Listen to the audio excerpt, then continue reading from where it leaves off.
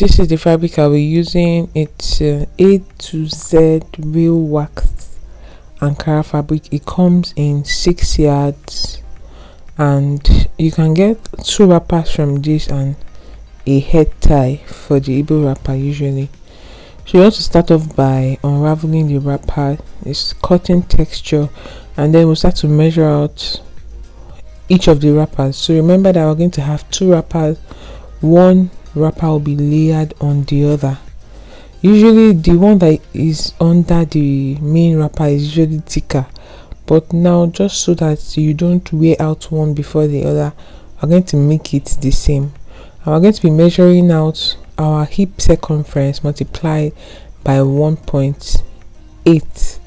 That will be the total measurement I'll be using for each of the wrappers. My client's measurement is 46 inches, and then we're going to do 46 times 1.8. Let's see, that's 82.8 inches.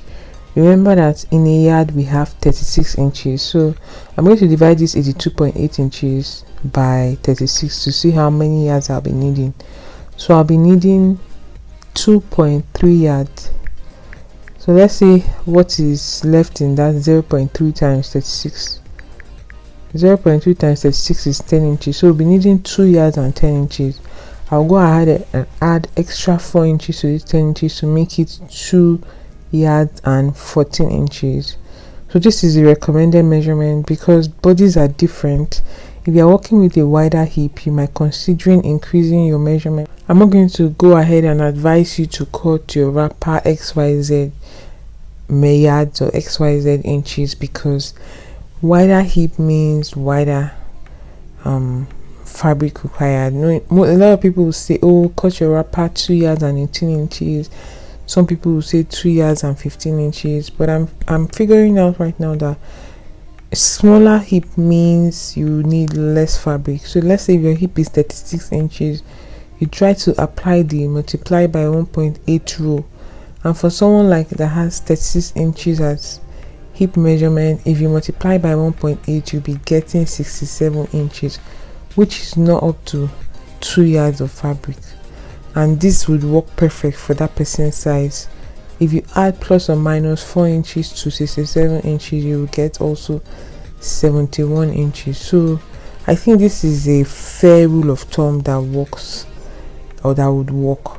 So you want to go ahead and start to fold the sides of the fabric. You don't need to sew the top edges, the ones that have the selvage or the selvage edges where the fabric labels or fabric names are. You're just going to be hemming where you cut your fabric, where the places that have like the raw edges, which is at the sides of the fabric. So in total we're going to be having 2 wrappers and a head tie. The first wrapper is going to be measured your hip circumference times 1.8, and then you add 4 inches. The second wrapper will also be measured your hip circumference times 1.8, and then you add 4 inches, and then the remaining piece is going to be your head tie.